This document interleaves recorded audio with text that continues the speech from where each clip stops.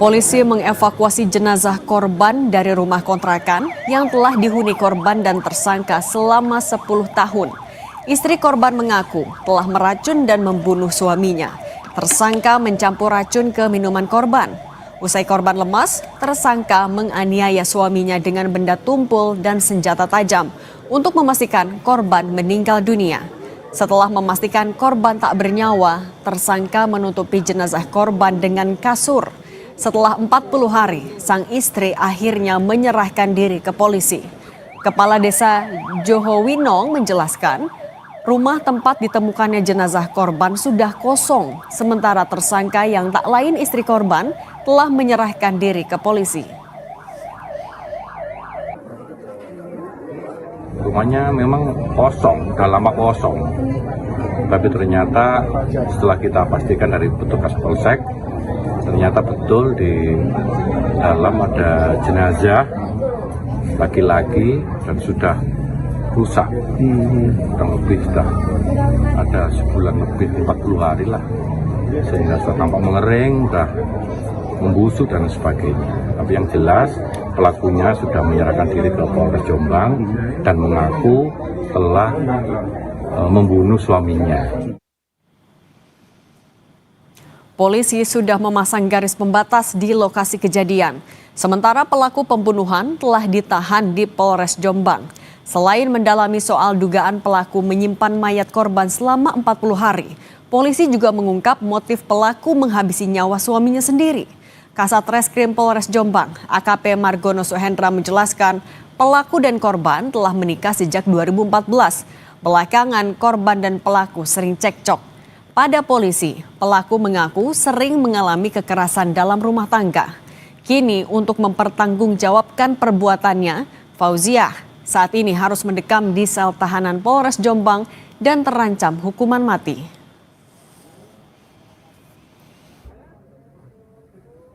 Dia melaporkan bahwa telah melakukan pembunuhan terhadap suami sirinya di rumah kontrakan di daerah Mojo Agung. Dari hasil otopsi memang ditemukan adanya juga penganiayaan dengan menggunakan senjata tajam dan juga benda tumpul. Motif terlapor dengan pelapor atau korban ini sudah menikah siri lama dari 2014. Nah, pada saat 2019 itu sudah mulai adanya kerenggangan dari rumah tangga yang mana korban sering melakukan kekerasan terhadap terlapor. Untuk mengungkap motif pelaku meracun suaminya hingga menyembunyikan jenazah selama 42 hari, kita tanyakan langsung kepada Kasat Reskrim Polres Jombang AKP Margono Suhendra. Pak Margono, selamat petang. Selamat petang, Mbak Cindy. Pak Margono, untuk motif pelaku yang soal KDRT yang diduga sering diterima oleh pelaku, apakah itu sudah bisa diverifikasi dan diselidiki oleh polisi? Ya, baik, benar Mbak Cindy. Jadi memang pelaku dengan korban ini merupakan suami istri yang mana hubungannya masih nikah siri. Dan memang dari hasil pemeriksaan kami sering terjadi kekerasan dalam rumah tangga yang dialami oleh pelaku. Sehingga memang dasar dari pelaku melakukan pembunuhan adalah karena adanya sakit hati yang sudah lama pelaku tahan, sehingga memang tindakan pelaku sudah direncanakan dan dilakukan pembunuhan. Kalau untuk motif pelaku menyembunyikan jenazah sampai 42 hari, apa alasan dari pelaku?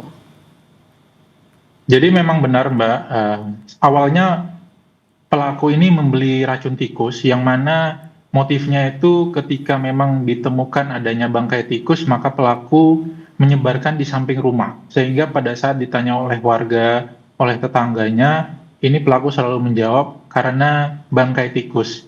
Sehingga memang pada hari ke-40, pelaku dengan sadar hadir di Polres dan menceritakan apa yang telah dilakukan pelaku terhadap korban.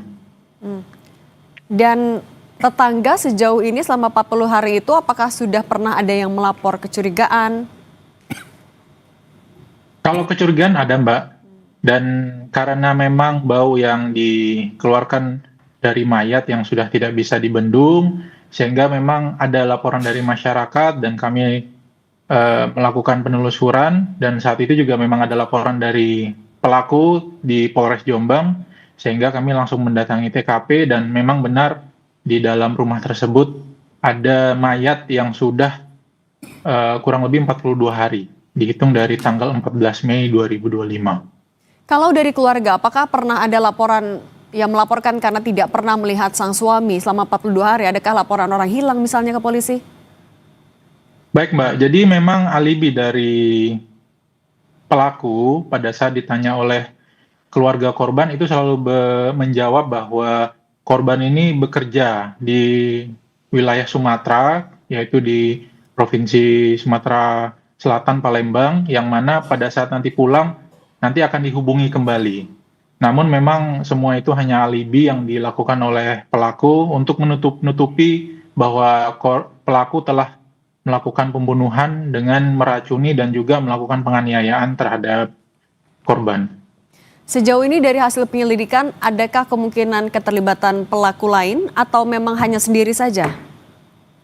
Baik Mbak, jadi sampai saat ini pelaku merupakan pelaku utama, yang mana memang ada saksi yang dimintain tolong untuk bergeser, itu pun karena pelaku tidak mampu mengangkat korban dari arah dapur menuju kamar, sehingga saat itu pelaku menghubungi saksi hanya untuk memindahkan. Setelah memindahkan, saksi pun langsung kembali untuk melanjutkan pekerjaannya. Sehingga pada saat kami memeriksa saksi, dia tidak tahu sama sekali dan hanya mengetahui untuk membantu pemindahan korban dari dapur menuju ke kamar utama. Oke, menegaskan artinya saksi itu pun tidak tahu bahwa saat itu kondisinya yang dipindahkan adalah jenazah dari sang suami ya? Ya, dia tahu bahwa korban merupakan suami siri, namun memang pelaku saksi hanya diminta tolong untuk dibantu bergeser dari dapur ke kamar utama karena pada saat itu ditelepon bahwa membantu untuk mengangkat korban akibat mabuk berat, sehingga saksi pun tidak ada kecurigaan sama sekali. Oke, baik, terima kasih Kasat Reskrim Polres Jombang AKP Margono Sohendra sudah berbagi di Kompas Petang. Sehat selalu Pak. Terima kasih Mbak.